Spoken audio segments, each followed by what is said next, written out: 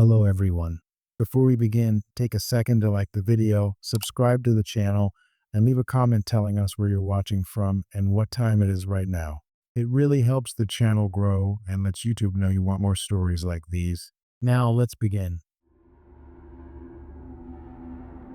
It was the fall of 2003, and I had just landed my first real job as a night janitor at Redbridge High School in rural Vermont. I was 22, fresh out of college, and desperate for any work that paid enough to keep my apartment and my ancient 1992 Corolla running. Redbridge was the kind of town where nothing ever happened. Families had lived there for generations. The school colors were proudly worn every Friday, and even the stray dog that wandered Main Street had a name, Benny. The high school itself was a sprawling brick building with a history that went back to the early 1900s. 2 stories, massive gymnasium, and a basement so convoluted it felt like a rabbit warren.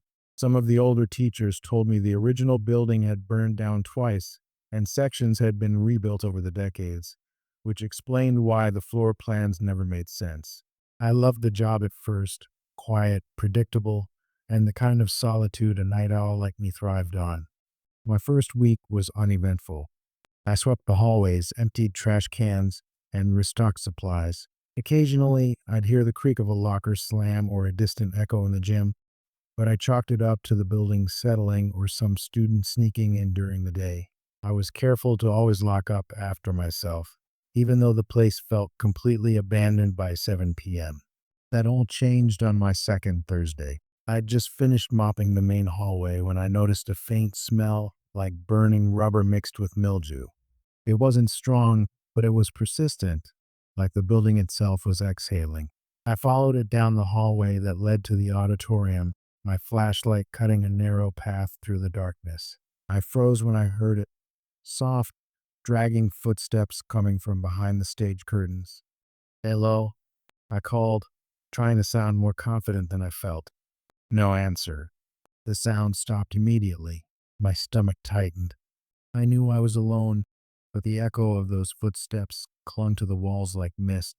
I laughed nervously, shaking my head. "First week paranoia," I muttered. I rounded the corner, checked the backstage area, and found nothing. Just the empty auditorium, the old red velvet curtains, and the faint smell lingering like it refused to leave.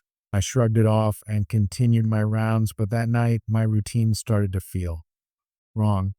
Hallway lights flickered even when they were supposed to stay on. The automatic doors in the gym would slam shut on their own, and I'd swear I heard faint whispering near the lockers like the building itself was speaking. I told myself I was imagining things. Redbridge was old, drafts crept through every crack, and I had too much caffeine. Then came the note. I found it taped to the inside of a supply closet door, written in neat block letters on yellowed paper. "You don't belong here. Leave before it's too late." My heart stopped. I immediately checked the rest of the school, every hallway, every office, the cafeteria, but no one was there. Just me, the humming fluorescent lights, and the faint smell that had been following me since earlier. I tucked the note into my pocket, thinking it was a prank by one of the older students. But Redbridge didn't have night classes, and no one knew I worked evenings. The next night, the harassment escalated. I was cleaning the chemistry lab when I noticed the bottles of chemicals had been rearranged. Not in a messy way, but precisely like someone had intentionally left them in a pattern. I froze. On the counter, there was another note, this time scrawled across a lab notebook page. "Stop looking, you can't fix this." I knew then it wasn't a prank. Someone had been inside the school while I was there, or worse, someone had been watching me all along. I considered quitting, but the job paid too well and I needed the money. So I kept showing up, trying to convince myself I was overreacting. About a week later, around 2 a.m., I was in the gym finishing up the floor when I heard a noise behind the bleachers. At first, I thought it was just the old metal creaking, but then I saw movement, a shadow flitting across the edge of my flashlight beam. "Who's there?" I demanded, my voice cracking. Silence. The shadow disappeared. I swallowed hard and started to leave, but something stopped me. A chill ran down my spine, unnatural and biting. I glanced at the bleachers again and noticed faint scratches on the wood, fresh and deep, like claws or nails. My pulse spiked. I spent the next few nights hyper aware, checking every closet, every vent, every dark corner. I even brought in a small camera to leave running while I cleaned, hoping to catch whoever or whatever it was. The footage showed nothing at first, just empty halls, empty classrooms, until I watched the playback in slow motion. In the chemistry lab, a figure appeared behind me for a split second, tall, thin, featureless, standing perfectly still. I swear it moved with the lights, or the lights moved with it. I couldn't tell. One night, the figure didn't vanish. I was mopping the hallway near the auditorium when I saw it again, closer this time. It was pale, almost translucent, and wrong, not human. It stood silently, watching me. My throat tightened. I dropped the mop and ran, heart pounding, straight to the janitor's office. I locked the door and sat there trembling until sunrise. The principal called me later that morning, concerned. He said the night cameras had picked up some anomalies, but didn't elaborate. I didn't ask. I just nodded and tried to act normal. But I knew what I'd seen, and it knew me. Weeks passed, and the figure appeared more frequently. At first, only fleeting glimpses in reflective surfaces, mirrors, glass, polished floors. Then one night, I found another note, stuck to the underside of my mop bucket. You can't leave. Not now, not ever. I didn't sleep. I didn't eat much. I started taking different routes through the school, but the figure seemed to anticipate my movements. Once, I tried hiding in the boiler room. It waited outside the door until I emerged hours later. Finally, one night, I decided to confront it. I grabbed the biggest flashlight I had, and with my janitor's keyring jangling, I called out, "Who are you? What do you want?" The hallway stayed silent. Then a whisper, soft and cold, coming from all directions. I watch you work for me now." The lights flickered violently. I spun around, but the figure wasn't there. Just the smell, burnt rubber and mildew, overpowering, pressing against my lungs. I ran, never stopping until I reached my car outside. I never returned to that school at night. I quit the next morning, leaving the keys in the janitor's office. When I went back a week later to collect my last paycheck, the school was normal. The smell was gone. The scratches on the bleachers had vanished. The notes were gone. But when I looked in the main hallway mirror, just for a second, I thought I saw a pale face staring at me from the shadows of the auditorium. I never went back. I don't know if it was a ghost, a demon, or something that fed on people who worked alone at night. But I do know this. Janitors see what nobody else does. And sometimes what they see doesn't want to be seen. This happened in 2011 at St. Elm's Hospital, a mid-sized medical center in a quiet suburb of upstate New York. I was 25 at the time, recently hired as a night janitor. Most people assumed janitors were invisible, and in a hospital, that's mostly true. The staff ignored you, patients barely noticed you, and the night shift left the halls deserted, perfect for someone who liked quiet work. At first, it was routine. Mop the hallways, empty trash, disinfect the waiting rooms, restock supplies. The hospital had been built in the late 70s, and its design hadn't aged well. Long, sterile corridors that smelled faintly of bleach, flickering fluorescent lights, and an elevator that groaned like it was carrying decades of secrets. I worked the graveyard shift from 11 p.m. to 7 a.m. and often saw more than I bargained for. The hospital at night has a rhythm of its own. Ventilation hums, monitors beep, distant coughs echo down empty hallways. It can feel almost alive. The first strange thing happened 3 weeks in. I was cleaning the surgical wing late at night when I noticed one of the doors to the storage closet slightly ajar. It should have been locked. I froze, assuming a nurse had forgotten it. But when I leaned in, the room was empty, and nothing had been disturbed, except for a single mop bucket, tipped over, water slowly spreading across the floor like a silent warning. I shrugged it off, blamed exhaustion, and went about my work. Then came the first patient room, room 217. A routine check, I thought. When I pushed open the door, it was empty, but the bed sheets were twisted, like someone had been tossing in them violently. The heart monitor was on, flatlining silently. I spun around. A cleaning cart I had left in the hallway earlier had been moved inside. No one was there. I mentioned it to the night nurse, Susan, who laughed nervously. "You'll get used to the hospital ghosts," she said. She didn't mean anything malicious. It was just the kind of humor night staff uses to stay sane. But the joke didn't help. Over the next few nights, the incidents escalated. Doors that were locked would be found open. Cleaning supplies moved. Hallway lights flickering in rhythmic patterns, almost like they were trying to communicate. I started noticing the smell, something acrid like burnt plastic mixed with ammonia. It would hit me in certain wings, disappear, then hit again somewhere else. One night, around 2:30 a.m., I was cleaning the maternity ward. Normally peaceful, babies sleeping in their bassinets, monitors beeping softly. I noticed one bassinet rocking gently, even though I hadn't touched it. Then I heard it, a low, almost imperceptible whisper, "Go now." I froze. The ward was empty except for the night nurse who was in the break room. I shook it off, convinced I was imagining things. But later, I found a note tucked under the bassinet sheet. "You shouldn't be here." It wasn't written by a patient or staff. It was almost certainly left by someone or something that knew I would be cleaning that room that night. Things got worse. Hallways would stretch and twist. I swear some corridors grew longer when I turned a corner.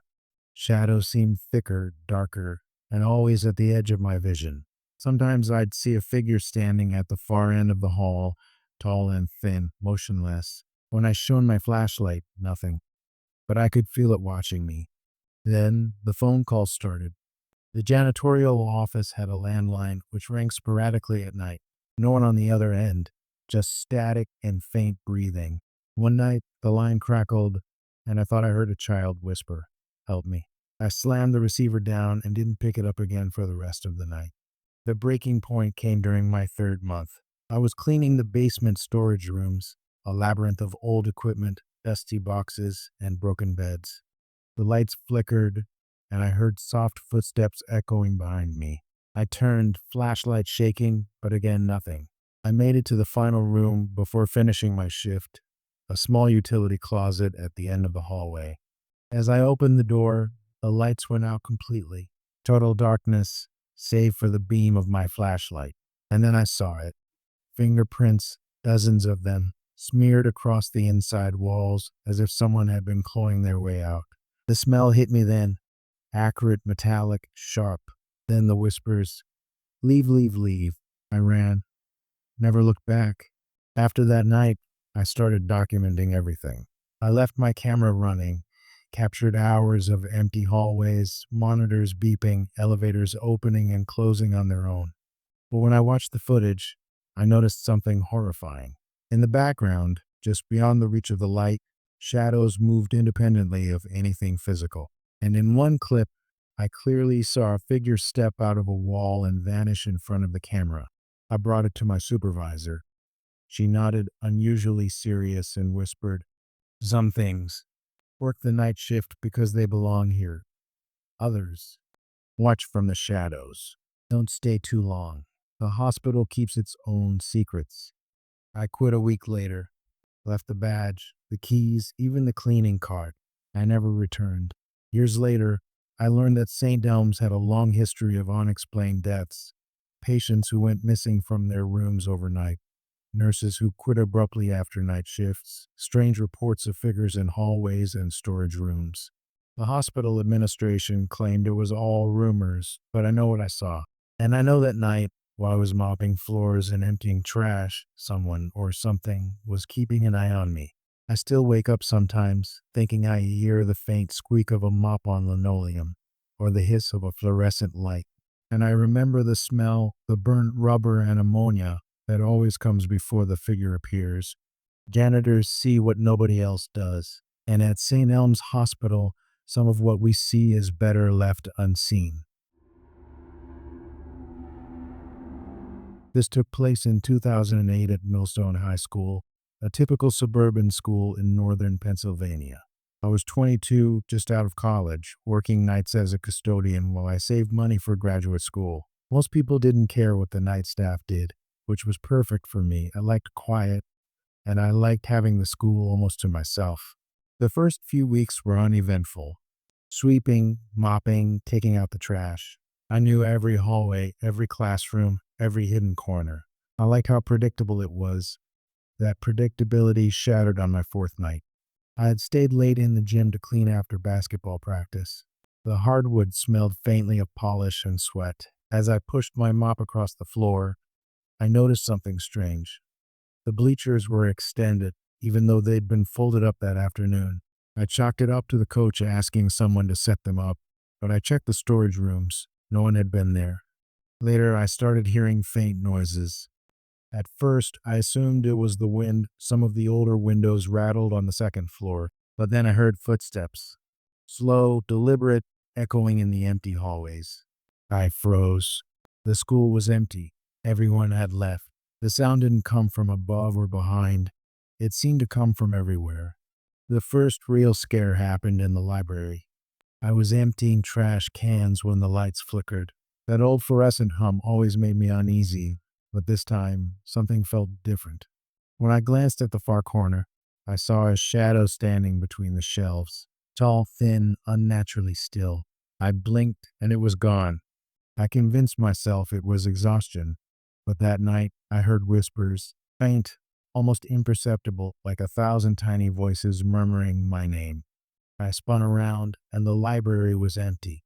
Chairs lined up, books perfectly stacked, everything normal, except the whispers kept going. Over the next week, the strange occurrences multiplied. Doors would slam in empty hallways.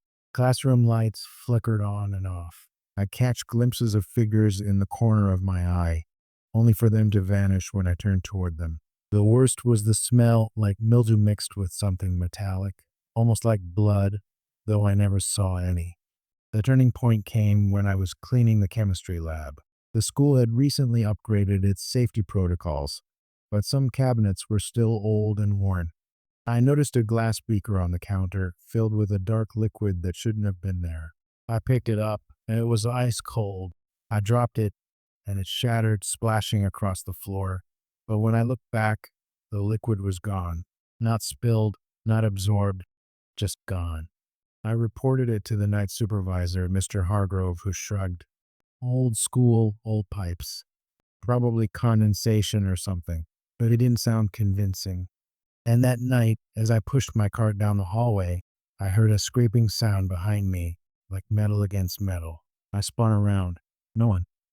Just my own reflection in the trophy case glass, distorted and trembling. It escalated. I started noticing messages written on whiteboards, doors, even in dust on windowsills. Short phrases. Leave. Youseme. I'm here. Each time, I was sure I hadn't written them. I cleaned the boards thoroughly, only to find the words reappear the next night in the same handwriting, small, neat, almost childish, but unmistakably deliberate.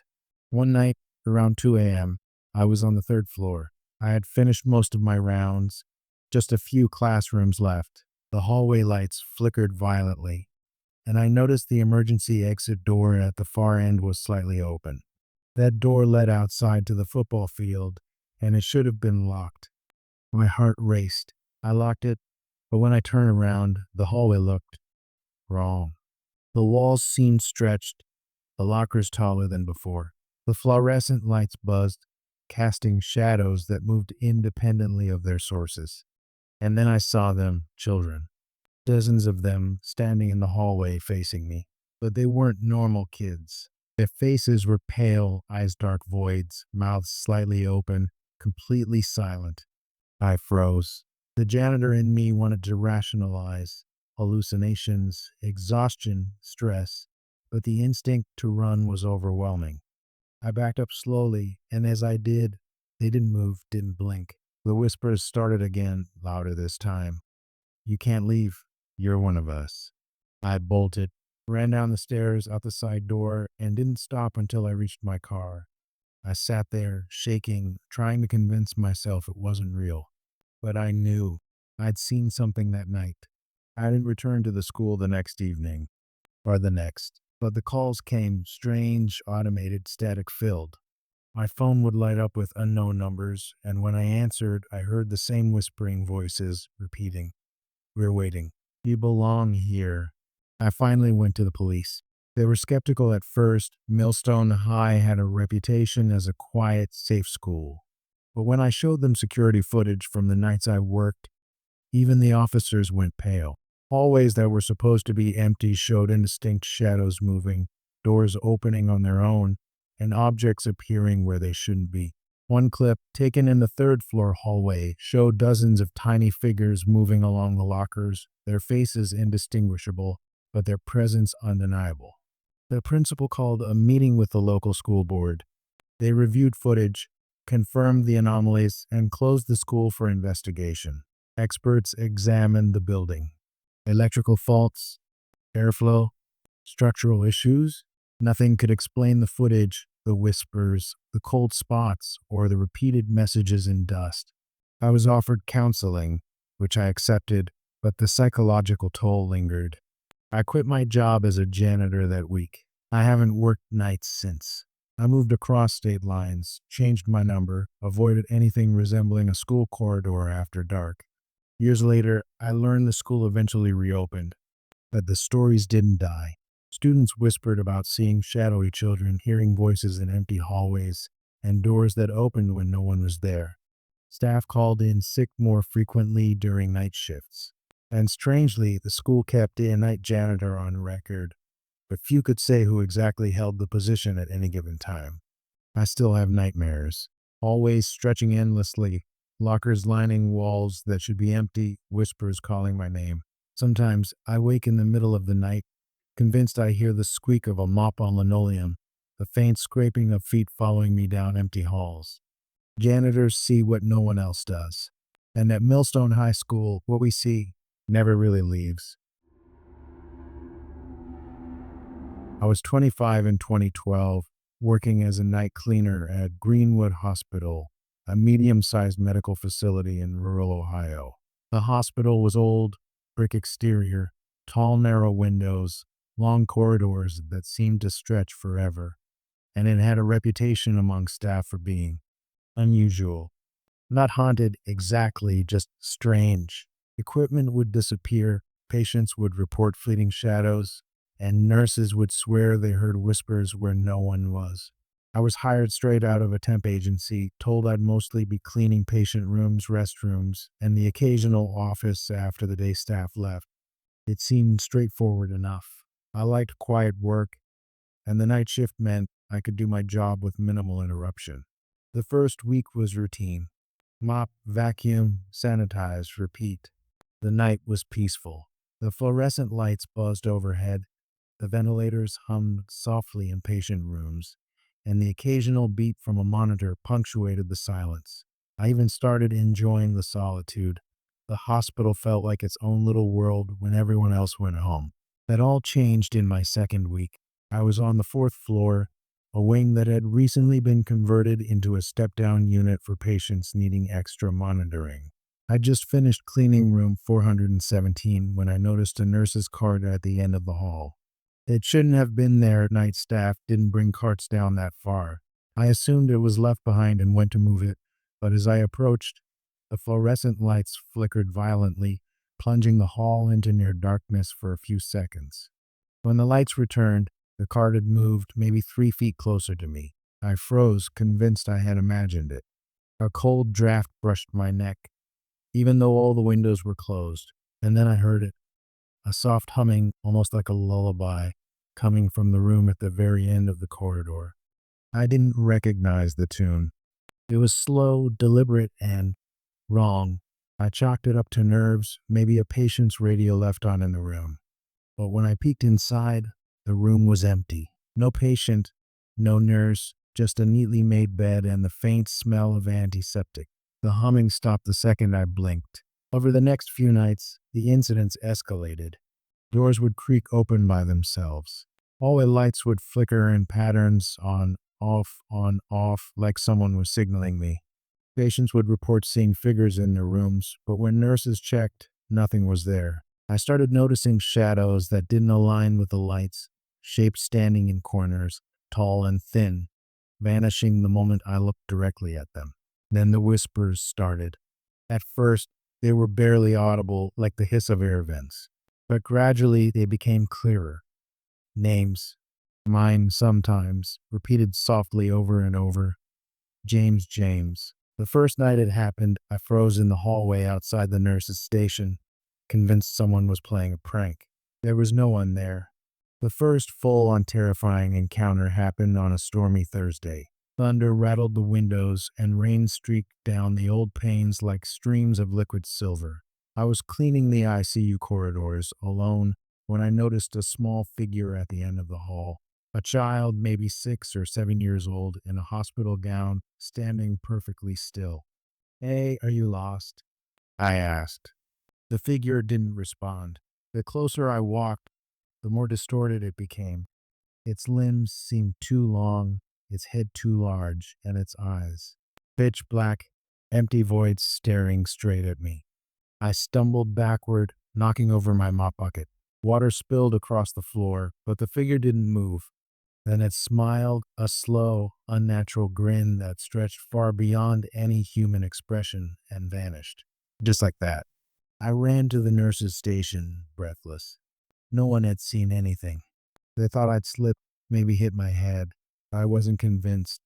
The hospital seemed to respond to my presence after that. Equipment I had just cleaned would be out of place. Patient charts would vanish, only to reappear in random rooms. I started hearing soft footsteps following me, pacing behind me, always at the same rhythm as mine. The most unnerving part, sometimes the footsteps would stop when I stopped, even if no one was visible. One night, I found a note tucked under my cleaning cart, written in childish, almost scratchy handwriting. "You shouldn't be here." I brought it to my supervisor, Mrs. Callahan, an older woman who had worked nights for decades. She turned pale when she saw it. "You're not the first," she whispered. "Some janitors see things, hear things. Most quit before the first month is over. You need to be careful." I laughed it off, but I couldn't shake the feeling that something or someone was watching me. The final incident, the one that forced me to quit, happened just before midnight. I was assigned to the basement, where the hospital kept old records and maintenance rooms. The fluorescent lights were dim, the air smelled of mold and rust. I was dusting shelves when I heard laughter, soft, playful, but wrong. The kind of laugh a child makes when something is about to go terribly wrong. I froze. The laughter came from the end of the long hallway. I turned slowly and saw dozens of children, pale, gaunt, with black eyes lining the walls. They weren't running or moving, just watching, their heads tilted in unison as if studying me. I backed up. My heart pounded so hard I could hear it echoing in the empty basement. Then one child stepped forward. Small, barely taller than my knees, it reached out a hand, and I swear the fingers were impossibly long, almost skeletal. I don't belong here," I stammered. The child tilted its head and whispered in a voice that sounded like every child I'd ever known blended into one. "You belong to the night." I dropped my mop and ran. I didn't stop until I was outside, chest heaving, drenched from the basement humidity and the sweat running down my back. I never went back. I submitted my resignation the next day. My coworkers warned me about the fourth floor wing about the basement. They said it was old, built on land that had once been an orphanage in the 1920s, closed after a fire. Children had died there. Most records were lost. Some believed their spirits never left, wandering the hospital, keeping an eye on the living, especially those who worked alone at night. I still get chills thinking about it. Sometimes when I walk past hospitals or even school buildings late at night, I swear I hear a faint, soft hum of children laughing, and it makes my skin crawl. Being a night janitor wasn't just about cleaning floors or emptying trash. At Greenwood, it was about surviving the night, and somehow I didn't. Even not 10 years later, I still avoid night shifts anywhere. And when I tell this story, I tell people, never underestimate the night. Some places are meant to be empty, and some eyes are never satisfied with just watching. I was 22 in 2015, freshly graduated from college and working part-time as a night janitor at Crestwood High School, a sprawling public school in upstate New York. The building itself was massive, a patchwork of wings built in the 1960s and expanded through the 80s. Tile floors, long echoing hallways, classrooms filled with abandoned desks, and that unmistakable smell of old linoleum and disinfectant that seemed permanently etched into the walls. I like night shifts. There was something peaceful about walking through a silent building, mop in hand, lights humming softly overhead, the world outside sleeping while I made the place sparkle. But it didn't take long for the peace to turn into something else. It started the second week on the job. I was cleaning the West Wing, which housed the science labs. Fluorescent lights flickered above, and the long corridor stretched in front of me like a tunnel of shadows. I heard the faint sound of shuffling behind me. I paused, thinking maybe another janitor or a teacher had forgotten something. But when I turned, the hallway was empty. I shrugged it off as my imagination until it happened again the following night. This time, I was near the library. The silence was heavy, almost suffocating, and then I heard a door click shut. My heart jumped. I hadn't seen anyone. I approached the library door slowly. It was locked. I double-checked. Locked, just like always. But someone had clearly been inside. From that night on, the disturbances escalated. Footsteps followed me down corridors, echoing just behind me, always keeping pace. Lockers banged shut in wings where I wasn't near anyone. And worst of all, I started seeing shadows, humanoid shapes that flickered just beyond my peripheral vision. When I turned to look directly, they vanished. One night, I was in the gym, finishing up floor waxing. The echo of my mop squeaking across the tiles was the only sound. Then I heard faint giggling. At first, I thought maybe it was a TV from a classroom playing some old video, but the sound moved with me, lingering behind me, around me. It was high-pitched, childlike, but wrong, mocking almost. I wasn't scared yet. I told myself schools are just weird at night. But then came the note. I found it taped to the back of a janitor's closet door. You shouldn't be here alone. Written in messy, jagged handwriting like someone who had been rushed or very angry. My hands trembled as I read it. I checked the rest of the building. No one. No footprints, no fingerprints. Just silence. From that moment, I felt watched. Every night, every hallway. I started noticing small things. Lockers slightly ajar that I had checked, chairs not where I left them, classroom doors that seemed to sigh open as I passed, and the lights, sometimes one or two bulbs would flicker in the hallway behind me, even though I had walked the entire corridor already. The real horror began about a month into the job. I was cleaning the third floor science wing, a corridor I was familiar with. All the doors were locked except the last classroom, 312. I hadn't been assigned there, but the door was cracked open.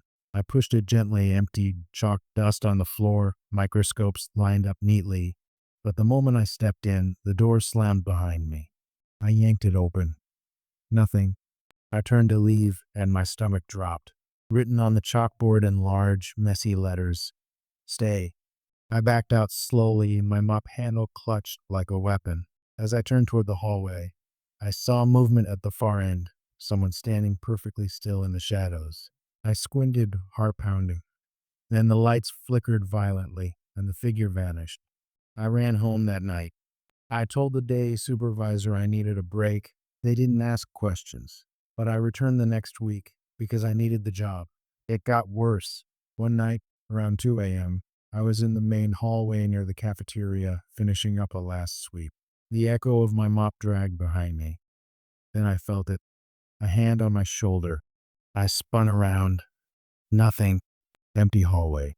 The fluorescent lights buzzed, and the shadow at the far end seemed longer, stretching unnaturally toward me. I ran to the janitor's closet, locking myself inside for an hour, listening to whispers echo through the walls. Names, dozens of them, murmured softly, barely audible. Students who had graduated decades ago, teachers who had retired. My own name, repeated over and over. I started leaving early shifts unfinished, telling supervisors I was sick. I couldn't take the stress. I stopped speaking to anyone about the shadows, the whispers, the notes. I was embarrassed, but I knew what I was experiencing was real. Then came the final night. I was assigned to clean the auditorium. Huge space, stage at one end, folding chairs lined up in neat rows. I worked quietly, ignoring the hum of the overhead projector that was still on for some reason, even though the power had been off earlier. Halfway through, I noticed something odd.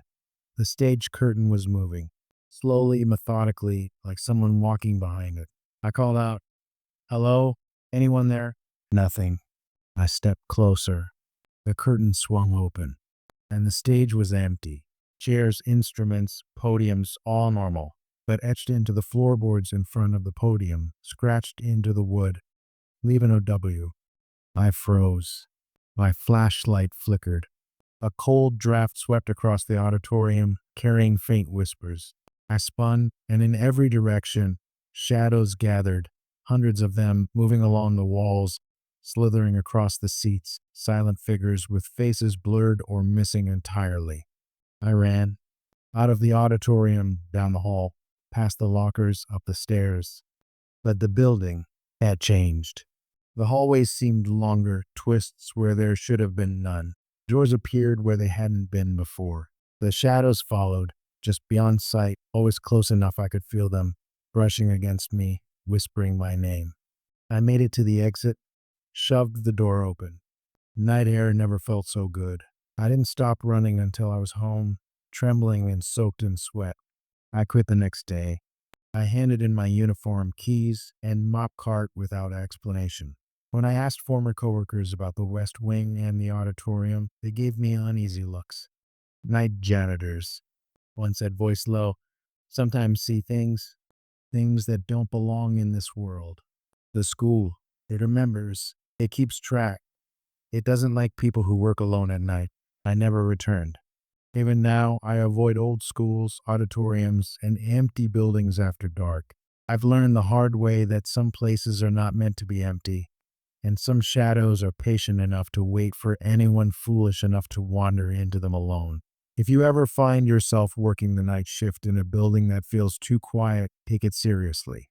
Lock doors, stay in well-lit areas, and never ignore the whispers. Because sometimes those whispers aren't imaginary, they're the building itself, keeping track, watching, waiting.